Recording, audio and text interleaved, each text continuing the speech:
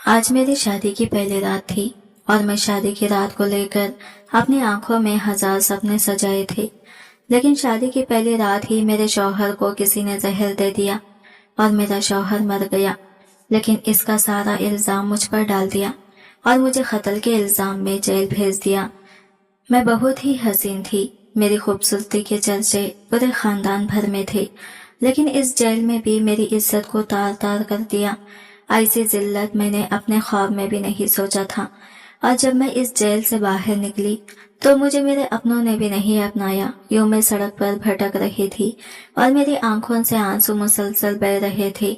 अब मैं एक जगह बैठकर ज़ारो खतार रो रही थी कि जब एक फकीर मेरे करीब आकर बोला, मुझसे निकाह कर लो।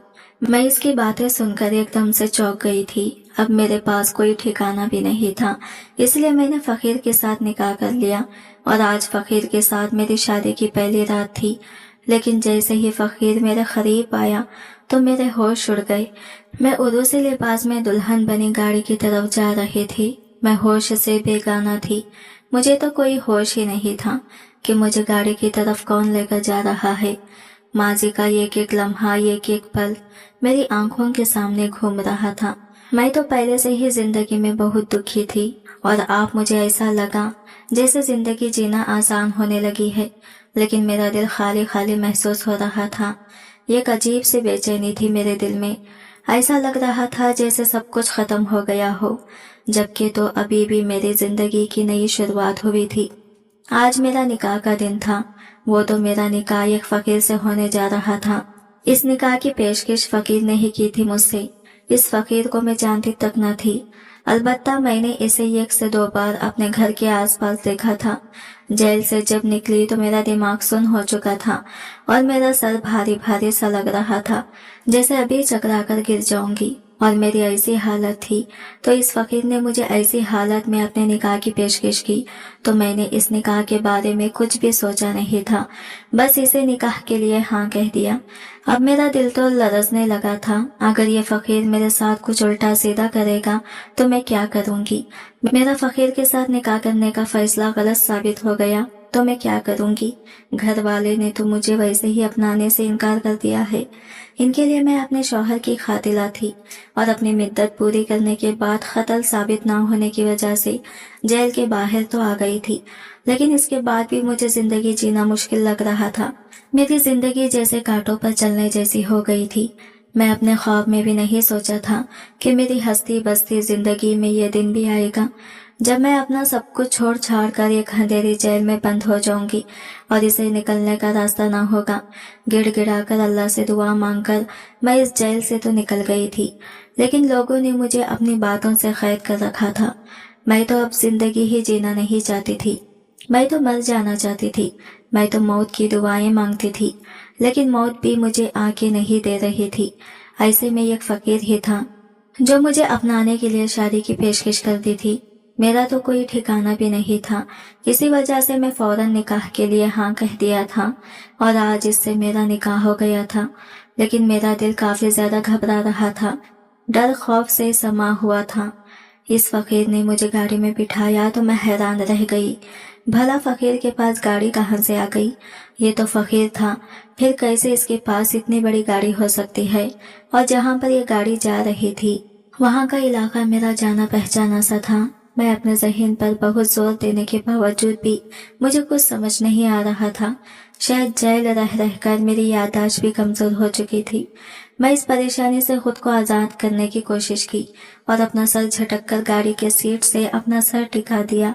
अब ये सब सोचकर कुछ फायदा नहीं है। जो मेरे साथ होना था वो तो हो गया था। अब मेरे लिए ये फकीर भी बेहतर हुआ तो ठीक, वरना जिस तरह मैंने जिंदगी के दूसरे दुख सह लिए हैं वैसे ही ये दुख भी सह लूंगी। अनजान रास्तों पर गाड़ी चलती रही और एक झटके से गाड़ी एक बड़े घर के सामने जा रुकी तो मैं इस घर को भी देखकर बहुत हैरान हुई। मैंने फौरन से गाड़ी से उतरा। मेरा शौहर तो मेरे साथ नहीं था। उन्होंने मुझे ये कहकर गए थे कि मैं तुम्हें घर में मिलूंगा, तुम बस दुल्हन की तरह तैयार होकर आ जाना।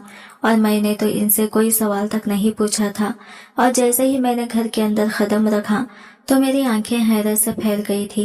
मैं टुकुर टुकुर इस घर में रखी गई तमाम चीजों को बहुत गौर से देख रही थी। जो चीजें मुझे चीख चीख कर कह रही थी कि वो कितनी महंगी हैं, हर चीज इसकी जगहों पर तहमील से रखी गई थी। इस बड़े घर और इतनी महंगी चीजों को देखकर मेरा दिल दहल उठा था। मैंने सोचा कहीं इस फकीर ने मुझे किसी अमीरजादे को बेच तो नहीं दिया। मैं कैसे इस फकीर की बातों में इतनी बेवकूफ बन गई।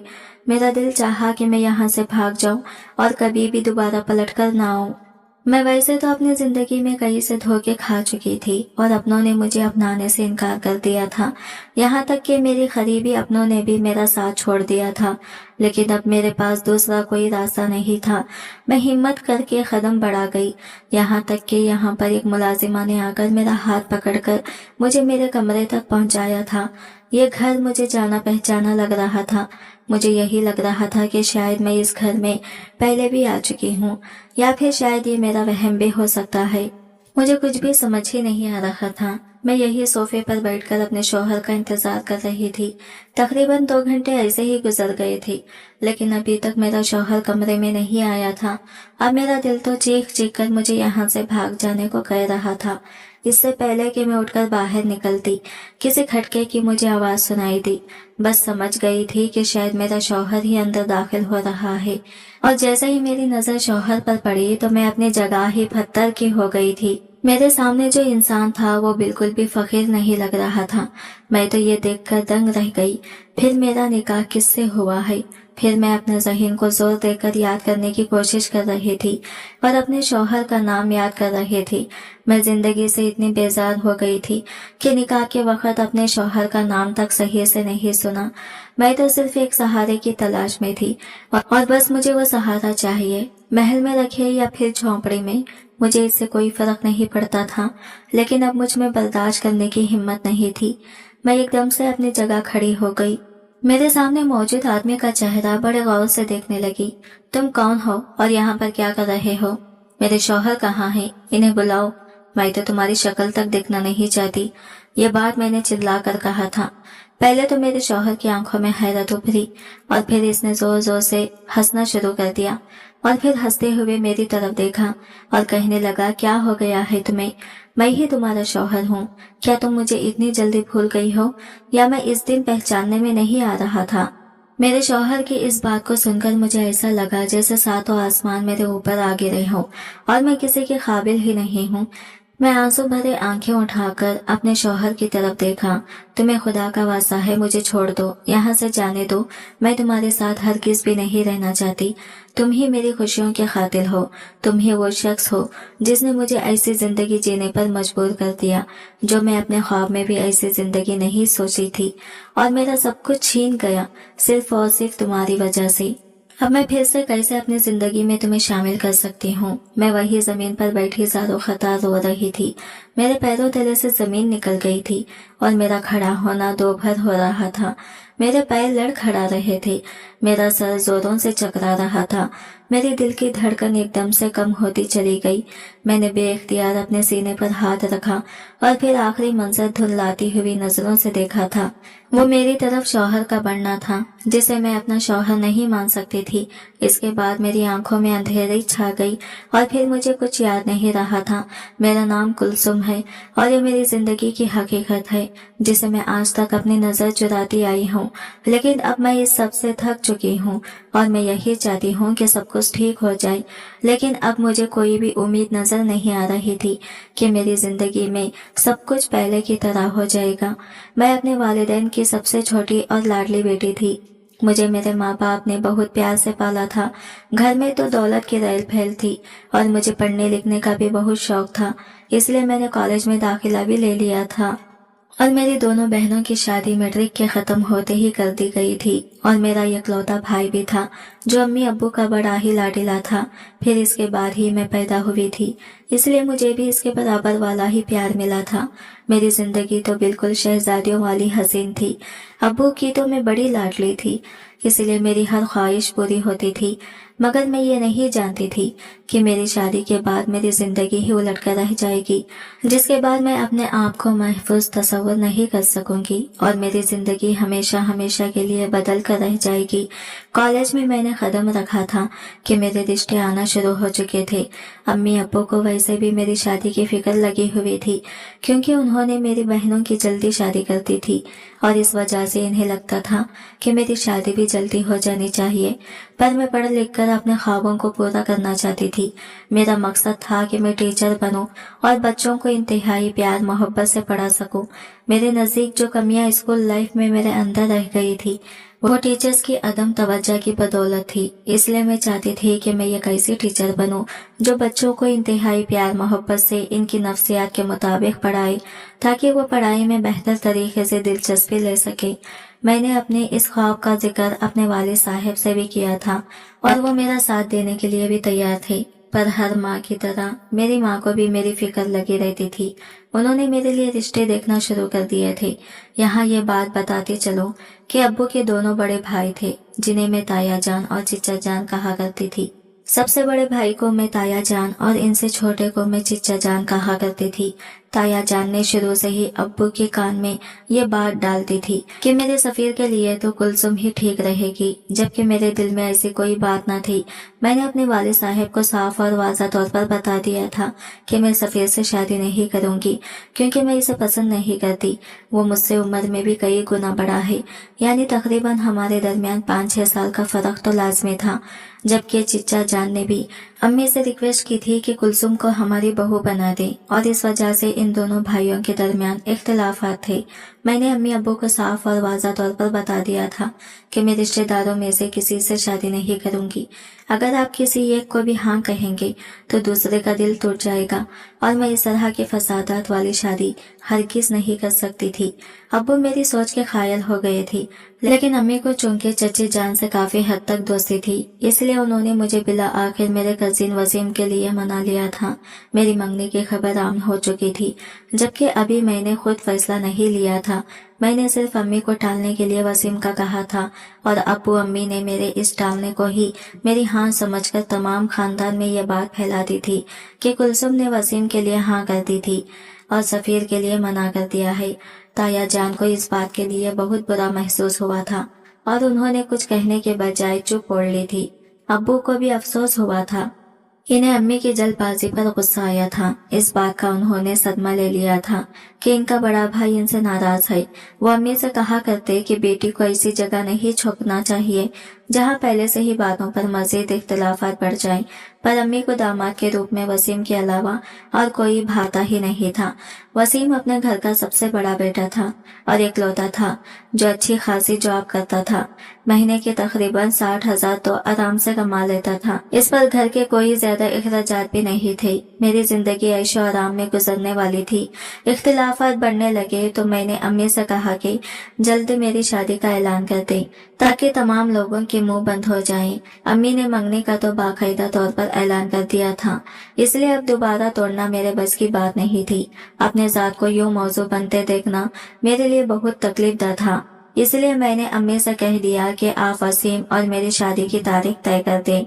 मैंने खुद अपने मुंह से यह बात कही थी।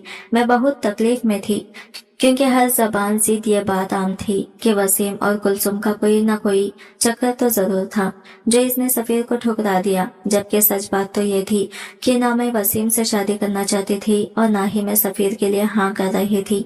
पर अम्मी की जिद ने मुझे ये दिन दिखाया था। मैं बिल्कुल खामोश होकर रह गई। अब्बू ने चहचहाती हुई बुलबुल की खामोशी को अच्छी तरह महसूस कर लिया था। यहाँ ये बात बताते चलूं कि मुझसे पहले मेरे भाई की शादी हो चुकी थी और भाई की बीवी सफीर की छोटी बहन थी। इस वजह से भी हमारे घर में इख्तिलाफात बढ़ गए थे। पर भाभी ने खुले दिल से कबूल कर लिया था कि जो इसकी मर्जी होगी वही मेरे माजी होगी। कुलसुम पर किसी तौर पर जबरदस्ती नहीं कर सकते, जबकि कुलसुम के फरिश्तों को भी इल्म नहीं था कि इसकी वालिदा वसीम से इसका रिश्ता तय कर आई है। अब मेरे पास शादी के अलावा और कोई चारा न था, इसलिए मैंने फसादत से बचने के लिए अम्मी को वाज़ा तौर पर पैगाम दे दिया कि अब मेरी जल्द से जल्द शादी कर दें। अम्मी ने ऐसा ही किया और पूरे खानदान में यह बात मशहूर हो गई कि जल्द कुलसुम और वसीम की शादी होने वाली है। मुझे अपने ख्वाबों के टूटने का बेहद अफसोस था। वसीम मुझसे मोहब्बत करता था। इस बात का अंदाजा मुझे मेरी मायों वाले दिन ही हुआ, जब वो चुपके से मुझसे मिलने आया और मैं अपने कमरे में मायों की दुल्हन बनी उदास बैठी अपने खूबसूरत दिनों को याद कर रही थी, जो माँ बाप के घर में इंतहाई शानदार गुजर रहे थे, जहाँ कोई फिक्र और परेशानी ना होती थी। और अब मेरी जिंदगी बदलने वाली थी। किसी और को अपनी जिंदगी के हर किस्म के हुकूक का मालिक बना देना इतना आसान न था जितना कहना आसान था। मैं रो पड़ी थी और अपने कमरे में बैठी इस बात का इंतजार कर रही थी कि कब मेरे दिल को खुशी महसूस होगी। इसी वक्त कमरे का दरवाजा खुला था और वसीम को अपने सामने खड़ा देखकर मैं हैरान रह गई थी। मेरी नजरें शर्म से झुक गई। वसीम मुझे देखकर मुस्कुराते हुए कहने लगा, तुम्हें देखने के लिए मुझे अपने घर वालों से झूठ बोलना पड़ा है। मैं तुमसे बहुत मोहब्बत करता हूँ। जानता हूँ कि तुम्हारे बारे में बहुत सी बातें मशहूर हो गई हैं, लेकिन तुम्हें हासिल करने के लिए मुझे यह सब कुछ गवारा है। तुम उदास मत होना, तुम्हारा शौहर हमेशा तुम्हारे साथ है। इसकी इस तरह की यकीन दहानी ने मेरे अंदर जैसे खुशी की कली खिला दी थी और मैं खुशी से झूम उठी थी। वो चंद घंटे वहां बैठा मुझसे बातें करता रहा। इस दौरान मुझे अंदाजा हुआ कि वो वाकई में हीरे भरे जैसा शख्स है, जिसे खोकर मैं बहुत बड़ी गलती करने वाली थी। इस दिन पहली बार मुझे अपनी वालिदा पर बहुत प्यार आया, जिन्होंने मेरे लिए वाकई में हीरा चुना था और मुझे जिंदगी की तमाम खुशियां देने की भरपूर कोशिश की थी। 2 दिन गुजर चुके थे, मेरे हाथों में मेहंदी लग चुकी थी और मैंने इंतहाई प्यार मोहब्बत से वसीम का नाम लिखवाया था। अब्बू ने मुझे पहली बार मुस्कुराते देखा तो इनके दिल में भी जैसे ठंडक पड़ गई और उन्होंने मुझे अपने पास बुलाकर कहा कि बेटा, अभी भी ये मत समझना कि तुम अकेली हो। हम हमेशा तुम्हारे साथ हैं। अगर कभी शादी के बाद कोई मसला हो तो हमसे कभी ना छुपाना, बल्कि हमें इसी वक्त बता देना। हम तुम्हारे मसला हल करने के लिए हमेशा पेश रहेंगे। वैसे तो मेरी दुआ है कि ऐसा कोई मसला पेश ना आए और तुम अपनी जिंदगी में खुश रहो। अब्बू ने मुझे दुआ भी दी थी और नसीहत भी की थी। बिला आखिर वो दिन आ पहुंचा जब मैं दुल्हन बनकर वसीम के घर हमेशा हमेशा के लिए तशरीफ ले जाने वाली थी। मैं दुल्हन के लिबास में मौजूद ब्राइडल रूम में बैठी अपने बारात का आने का इंतजार करने लगी। वहां बैठकर मेरी कमर दर्द हो चुकी थी, लेकिन खुशी इस कदर ज्यादा थी कि दर्द का एहसास जाता रहा। इसी दौरान बच्चों की चीखने की चिल्लाने की आवाज आई और फिर पटाखों की आवाज आई। तब मैं समझ गई कि बारात आ चुकी है। ढोल की थाप में बारात का इस्तकबाल किया जाने लगा। ब्राइडल रूम में मौजूद खिड़की से मुझे बाहर के तमाम मंजर दिखाई दे रहे थे। मैंने वसीम के चेहरे पर पहली बार इतनी ज्यादा खुशी देखी थी। वो बार बार हंस रहा था, मुस्कुरा रहा था। तभी मैंने ये हैरत अंगेज मंजर देखा था। अपने मुंह पर दुपट्टे ओढ़े एक लड़की आगे बढ़ी थी और इसने मेरे शौहर को दूध का गिलास दूध पिलाई के लिए पेश किया था।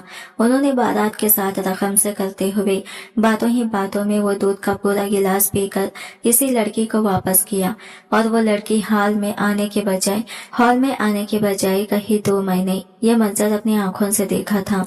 मुझे बहुत अजीब सा लगा और मैंने अपनी खुशियों की तरफ अपनी तवज्जो मरकूज कर दी, लेकिन मुझे क्या पता था कि वही लड़की मेरी खुशियों की खातिर होगी। मेरे शौहर अचानक रक्स से करते करते रुक गए। इन्हें गर्मी से महसूस होने लगी। उन्होंने अपनी शेरवानी के बटन खोल दिए।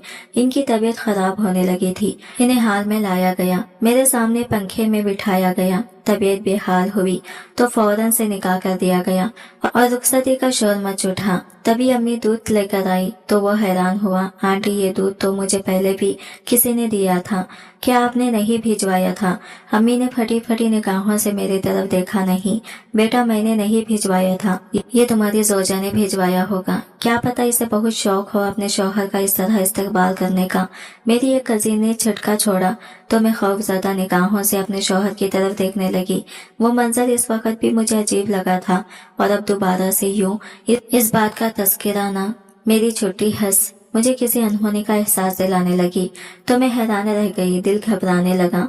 मेरे शौहर की तबीयत की पेश नज़र शादी के तमाम रसूमात को कैंसिल करके जल्द जल्द मेरी रुखसती का ऐलान कर दिया गया और मैं रोते हुए अपने माँ बाप की दुआओं के साए में अपने कमरे में आ गई।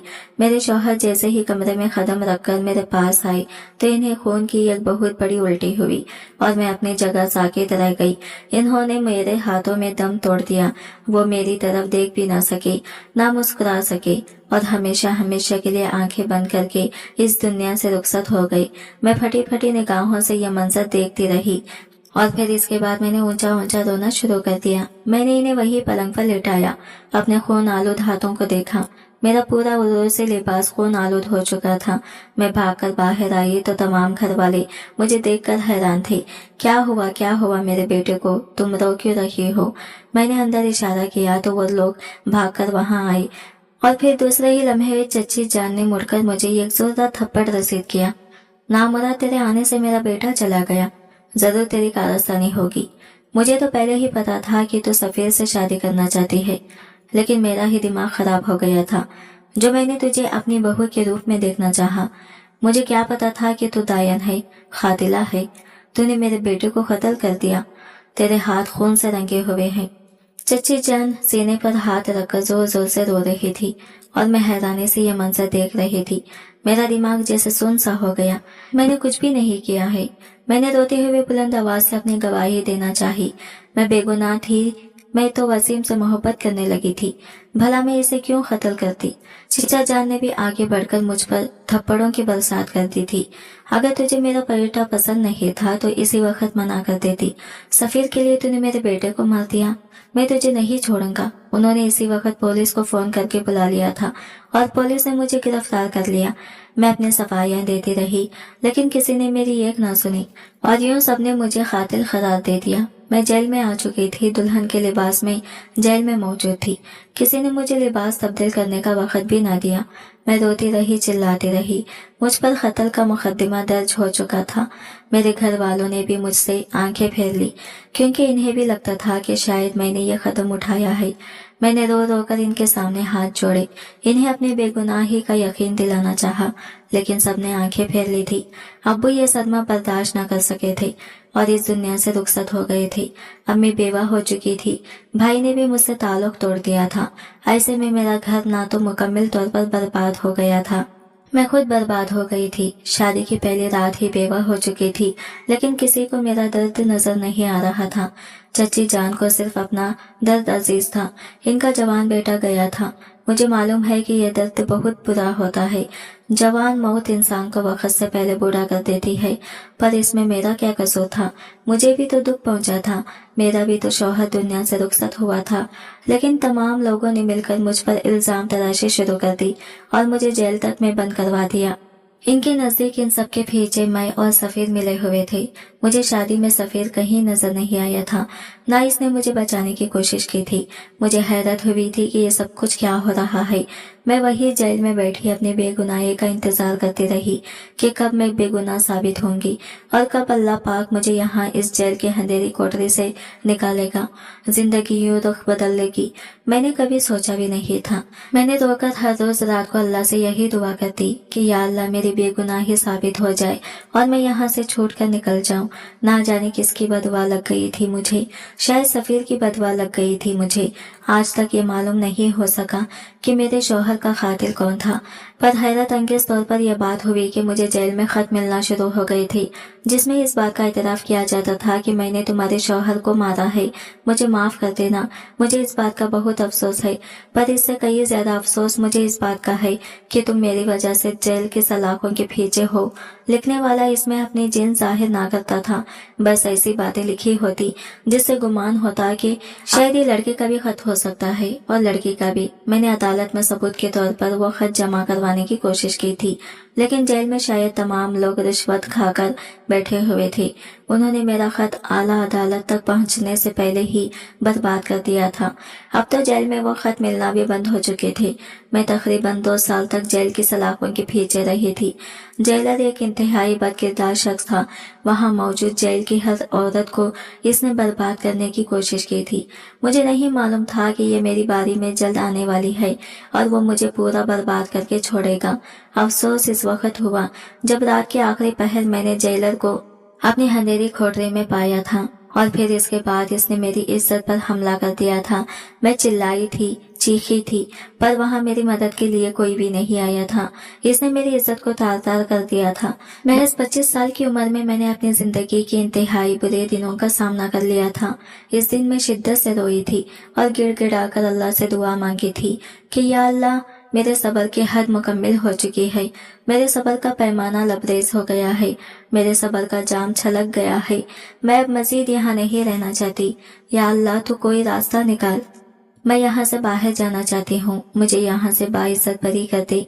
सुबह होते ही मैंने जोर जोर से रोना शुरू किया तो जिस जेलर की ड्यूटी खत्म हुई थी इसने मुझे डराने धमकाने की कोशिश की और अब मेरे पास खोने के लिए कुछ भी न बचा था। वाहिद इज्जत थी जो मैं खो चुकी थी। इसलिए मैंने इसकी किसी बात को खातिर में लाए बगैर जोर जोर से वहां मौजूद तमाम लोगों को यह कहना शुरू कर दिया कि इस शख्स ने मेरी इज्जत पर हमला किया है और मुझे लूट लिया है। मैं इस पर मुकदमा दर्ज करना चाहती हूँ। खुशकिस्मती यह थी कि वहां मौजूद कांस्टेबल रहम दिल था और इसने मेरी बात आला हिकाम तक पहुंचा दी थी, पर मैं नहीं जानती थी कि मेरी आवाज सिर्फ जेल के हुदूद तक महदूद नहीं रही, बल्कि इसकी बाज गजिश दूर दूर तक सुनाई दी गई है। मैं रो पड़ी थी। यह खबर टेलीविजन पर एक पट्टी की सूरत में चल पड़ी थी कि जेल में मौजूद मुलजिमा की इज्जत जेलर ने लूट ली है। मुझे बाकायदा तौर पर वहां कमरे में बुलाकर यह खबर सुनाई गई थी। मैंने अपने सर झुका लिया था। यही सच था। अब मेरे पास खोने के लिए कुछ भी नहीं बचा था। इज्जत तो चली गई थी। अब अगर ये इज्जत दोबारा उछली जाती तो इसमें क्या ही बुरा था। मैं किसी हाल में भी इस जेलर को नहीं छोड़ सकती थी जिसने मुझसे पहले भी ना जाने कितनी औरतों के साथ गलत सलूक किया था। मैं रो रो कर थक चुकी थी। मीडिया के लोग आकर मुझसे बयान ले रहे थे। जब मैंने हाथ जोड़कर वहां लोगों से कहा था कि मेरे केस में दोबारा से नजरसानी की जाए, मैंने अपने शौहर को नहीं मारा, ये बात जंगल की आग की तरह पूरे मीडिया में फैल गई। पहले नए सिरे से मेरे केस को देखा जाने लगा। मेरी शादी की वीडियो को देखा गया जिसमें वाज़ह तौर पर पता चल गया कि मेरे शौहर को जहर देकर मारा गया था और वो औरत जो मुंह पर दुपट्टा बांधकर मेरे शौहर को दूध का गिलास दे गई, दरअसल इस दूध में ही जहर मौजूद था। मैं बाइज्जत बरी हो गई थी, लेकिन जो खबर इस खबर से पहले चल चुकी थी कि जेलर ने मेरी इज्जत लूट ली है, मेरे घर वालों ने मुझसे लाताल्लुकी का ऐलान कर दिया था। अम्मी भाई के रहमो करम पर थी, कैसे मुझे अपने घर में कबूल करती। मुझे लगा था कि मेरी जिंदगी आसान हो गई है। लोग मुझसे माफी मांगेंगे, मुझसे हमदर्दी करेंगे और मुझे एक बार फिर से अपने घर में पनाह मिल जाएगी। लेकिन मैं बेहद गलत थी। जो कुछ मैंने सोचा था सब कुछ इसके बरअक्स हुआ था। चाची ने मुझसे माफी तो किया ही मांगी थी। उन्होंने तो अभी तक मुझे ही खातिर करार दिया था। उन्होंने मुझे साफ तौर पर कह दिया था कि चाहे तुम बाइज्जत बरी हो चुकी हो, तुम्हारा केस खुल चुका है, लेकिन हमारे बेटे की मौत की जिम्मेदार तुम ही हो। तुम इसकी जिंदगी में आए हो, तुम ही ने इसे इस दुनिया से रुखसत कर दिया। हम तुम्हें कयामत तक माफ नहीं करेंगे। मैं रो पड़ी थी। अब मैं इनके सामने कोई वजाहत नहीं देना चाहती थी कि हर वजाहत बेकार हो चुकी थी। जिससे ना समझना था वो समझकर भी ना समझ रही थी। इसमें मैं भला क्या ही कर सकती थी। मैं इंतहाई लुटे पुटे अंदाज में अपने घर की तरफ गई तो अम्मी ने मुझे साफ और वाज़ा तौर पर बता दिया कि अब तुम्हारी इस घर में कोई जगह नहीं है। अगर तुम बाइज्जत बरी होकर आ जाती तो हम तुम्हें अपने घर में रख लेते, लेकिन तुम्हारी इज्जत लूटे जाने की हर तरफ चर्चे मौजूद हैं। हम तुम्हें दोबारा कबूल नहीं कर सकते। हम ऐसी लड़की को कैसे दोबारा अपनी जिंदगी में शामिल कर लें जिसकी इज्जत की लुट जाने की खबर चारों जहां फैल चुकी है। ऐसे में तुम खुद ही बता, हम कैसे तुम्हें अपने घर में रखें। हर कोई हमें यही बातें सुनाएगा कि तुम्हारी बेटी तो वही है ना जिसकी इज्जत जेलर ने लूट ली थी। यह कहकर अम्मी रो पड़ी थी और मैं समझ गई थी कि अम्मी के अल्फाज नहीं हैं, बल्कि भाई के अल्फाज हैं जो अम्मी ने असबर किए हैं। वरना मैं अच्छी तरह जानती थी कि वो मुझसे बेहद मोहब्बत करती हैं और मुझे यूं नहीं छोड़ सकती। लेकिन अम्मी को भी अपनी 2 वक्त की रोटी के लाले पड़ चुके थे और मैंने इन्हें इस बात के लिए माफ़ी कर दिया था। मैंने सोच लिया था कि मैं अपनी ज़िंदगी में खुद आगे बढ़ूंगी और ये फैसला कर लूंगी कि मुझे अब इन तमाम लोगों को भुलाकर अपनी ज़िंदगी नए सिरे से चलानी पड़ेगी। पर इस वक्त मेरे पास एक फूटी कौड़ी भी मौजूद नहीं थी। तालीम भी मैंने कुछ खास हासिल नहीं की थी क्योंकि शादी का शोर मच उठा था। पर अब मैं क्या करती। इसी कश्मकश में वहाँ सड़क पर बैठी अपनी किस्मत पर रो रही थी कि मेरे बराबर एक फकीर आकर बैठ गया और मुझे देखकर मुस्कुराने लगा। इसकी मुस्कुराहट देखकर मुझे ऐसा महसूस हुआ कि एक बार फिर से मैं अपनी इज्जत खोने वाली हूँ। मैंने फकीर से दूर जाना मुनासिब समझा तो वो मेरे पीछे पीछे आ गया और मुझे कहा, कुलसुम, मैं अच्छी तरह जानता हूँ कि तुम किस करब से गुजर रही हो। जिस करब से तुम गुजर रही हो, मैं तुम्हारे इस दर्द को खत्म करना चाहता हूँ कि सब कुछ ठीक हो जाए, पहले की तरह हो जाए। क्या तुम मुझसे शादी करना चाहती हो? फकीर की ज़बानी ये अल्फाज सुनकर मैं फतार की हो गई। इस वक्त मुझे कुछ समझ न आया मैं किस सहारे की तलाश में थी। मुझे छत की जरूरत थी। 2 वक्त की रोटी के लिए मैं तरस रही थी। जेल से छूटे 2 दिन हो चुके थे और मैंने ढंग का खाना भी ना खाया था। फकीर ने मुझे खाना दिया था। मैंने वो खाना हलक में आंसुओं के गोले के दरमियान उतारा था और तब मैंने इस फकीर को देखकर फौरन से हाँ करती थी। मैं तुमसे शादी करने के लिए तैयार हूँ। मेरी यह बात सुनकर इस फकीर ने मोहब्बत से मेरी तरफ देखा था। ठीक है, फिर कल मैं तुम्हें अपने साथ भी आकर अपने घर ले जाऊंगा। फिलहाल तुम इस झोंपड़ी में गुजारा करो। वो मुझे एक झोंपड़ी में ले आया था। कल तुम्हें शादी का जोड़ा भी दे दिया जाएगा और फिर मैं तुम्हें अपने घर ले जाऊंगा। तुम्हें कोई एतराज तो नहीं है ना? तुम एक बार फिर से सोच लो। फकीर की मैली कुचेली दाढ़ी और इसका मैला बदन देखकर मुझे लगा था कि मैंने गलत फैसला किया है, पर फिर अपने सर पर खुले आसमान को कब तक मौजूद रहने देती। इसलिए मैंने फैसला कर लिया कि मैं इस फकीर से शादी करके ही रहूंगी, चाहे कुछ भी हो जाए। मुझे किसी सीढ़ी की तलाश थी। अगर वो गरीब था तो गरीब ही सही, मैं इसके साथ भीख मांगकर गुजारा कर लूंगी। जिंदगी में कभी नहीं सोचा था कि शहजादियों की तरह जिंदगी गुजारने के बाद अपनी जिंदगी में मुझे भीख भी मांगनी पड़ेगी और जिंदगी इस कदर बदतरीन हो जाएगी। जेल से जान छूटी थी, इस बात के लिए ही मैंने अल्लाह पाक का शुक्र अदा किया था। अब आगे की जिंदगी भी आसान हो जाएगी। मैंने खुद को खुद ही तसल्ली दी थी। मुझे सुबह ही सुबह एक औरत के हाथों शादी का जोड़ा भिजवा दिया गया था।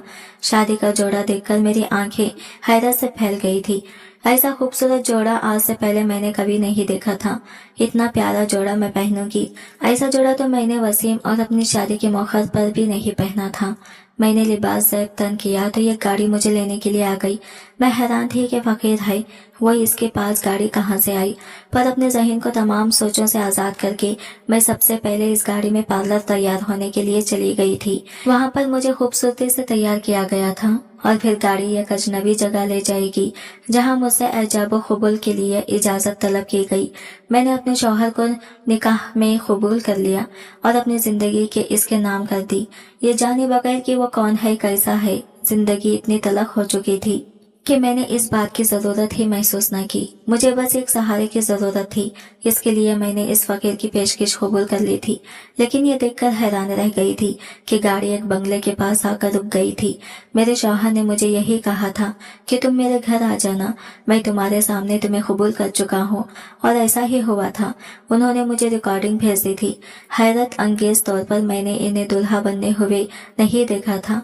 अगर देख लेती तो शायद मैं इन्हें कभी अपने शौहर के रूप में कबूल न करती। मैं जैसे ही कमरे में पहुंचाई गई तो थोड़ी देर बाद कमरे का दरवाजा खुला था और मेरे सामने मेरे शौहर की हैसियत से सफीर खड़ा था। मेरे हाथ पैर कांपने लगे। तुम यहाँ क्या कर रहे हो? मैंने सफीर से पूछा। सफीर ने फंसते हुए मेरी तरफ देखा। तुम्हारा शौहर हूँ तो मैं ही तुम्हारे कमरे में आऊंगा ना? ये सुनकर मेरे पैरों तले से जमीन खिसक गई थी। मैं तुम्हें अपना शौहर नहीं मानती, चले जाओ यहाँ से। तुम्हारी वजह से मुझ पर इतना बड़ा इल्जाम लगा, मैं तुम्हें कभी माफ नहीं करूंगी। सफीर ने आगे बढ़कर मुझे अपने गले से लगा लिया था। मैं इसकी बाहों में मचलने लगी। मुझे तुम्हारे साथ नहीं रहना, मुझे आजाद कर दो। मैं तुम्हारे साथ कैसे रह सकती हूँ? मेरी जान हलक को आ गई थी। मैं बेहोश हो चुकी थी।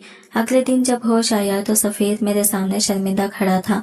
मैं मानता हूँ कि मैं कसूरवार हूँ, मैंने ही वसीम को जहर देने की कोशिश की थी, लेकिन खुदा का करना यह हुआ कि मैंने जिस किराए के कातिल को खरीदा था, मैंने इसे फोन करके मना कर दिया था। इसने मेरी बात मान ली थी। मेरे ऊपर से जमीर का एक बोझ हट चुका था। मेरा जमीर मुझे बार बार मिलामत कर रहा था। वो रोते हुए मुझे अपनी कहानी सुनाने लगा, लेकिन फिर वो हुआ जिसका मैंने तसव्वुर भी न किया था। जिस किराए के कातिल को मैंने वसीम को मारने के लिए खरीदा था, वो कोई और नहीं बल्कि वसीम की वो गर्लफ्रेंड थी जिसे वसीम छोड़कर चुका था। वो ये बात बर्दाश्त न कर सकी और इसने वसीम को मेरे लाख मना करने के बावजूद भी जहर दे दिया था। कहीं ना कहीं मैं ही कसूरवार था। मैं इस हकीकत को कबूल कर चुका था कि तुम अब वसीम की हो चुकी हो, लेकिन शायद इसने इस हकीकत को कबूल ना किया। वो मेरी पुरानी दोस्त रह चुकी थी और मैंने इसका इंतखाब भी इसलिए किया था। यह मुझे क्या पता था कि वो वसीम की नफरत में इस हद तक आगे बढ़ जाएगी कि इसे मौत की घाट उतार देगी। फकीर बनकर तुम्हें शादी की पेशकश करने की मेरी यही वजह थी कि मुझे लगता था कि मेरी वजह से तुम्हारी जिंदगी बर्बाद हो गई है। तुम्हारी जिंदगी में जितनी मुश्किलात आई मेरी वजह से आई। मैं अपने घर बार सब कुछ छोड़ चुका था। मेरा ज़हनी तवाज़ुन जैसे अपनी जगह पर ना रहा था। जिस दिन मुझे ये पता चला कि तुम जेल से रिहा होकर वापस आ रही हो, तब मैंने सोच लिया कि मैं तुम्हें इसी वक्त रास्ते में घेर कर शादी की पेशकश करूंगा। अगर तुमने शादी की पेशकश कबूल कर ली तो मैं तुम्हें जिंदगी में तमाम खुशियां दे दूंगा, और अगर तुमने शादी की पेशकश कबूल ना की तो इस दिन मेरी जिंदगी का भी आखिरी दिन होगा। मैंने सुन होते दिमाग के साथ सफीर की जबानी ये कहानी सुनी थी। मैं हिचकियों से रो रही थी। वो मेरे पास खड़ा मेरे आंसू पोंछ रहा था। अगर घर वालों को पता चलेगा तो वो क्या सोचेंगे कि वाकई मैं इसकी कातिला हूँ। तुम अगर सच में मुझसे मोहब्बत करते हो तो ये मुकदमा हमेशा हमेशा के लिए मुझ पर से खत्म कर दो और वसीम की कातिलों को गिरफ्तार करवाओ, तभी मेरे दिल को सुकून पहुंचेगा। सफीर ने मुझसे वादा किया था और अगले ही दिन वो अपनी गवाही लेकर थाने पहुंच चुका था। थाने वालों में इसकी गवाही पर वसीम की गर्लफ्रेंड को गिरफ्तार कर लिया था और यूं मेरी जिंदगी के वो इंतहाई मुश्किल दिन जो मैंने काटे थे, सफीर की सूरत खत्म हुए थे। अब मैं इसके साथ खुशो-खुर्रम जिंदगी गुजार रही हूँ। माजी को भूलकर हमने वो शहर तक छोड़ दिया है जहाँ हमारे रिश्तेदार रहते हैं, ताकि हम दोनों की जिंदगी में कोई मुश्किल दोबारा ना आए। मैं एक बेटे की माँ बन चुकी हूँ और मैंने सोच लिया है कि मैं इसकी तरबियत ऐसी करूंगी कि इसे जिंदगी में दोबारा सफीर और वसीम की तरह मुश्किल का सामना ना करना पड़े। मैं इसे औरत की इज्जत करना सिखाऊंगी और इसे ये सिखाऊंगी कि औरत का एक बार मना करने का मतलब मना करना होता है। इस पर वो किसी को कत्ल नहीं कर सकता। सफीर भी मुझे देख देख कर जीते थे और मेरी दुनिया सफीर बन चुके थे। उन्होंने ही मेरी जिंदगी में मुश्किल खड़ी की थी।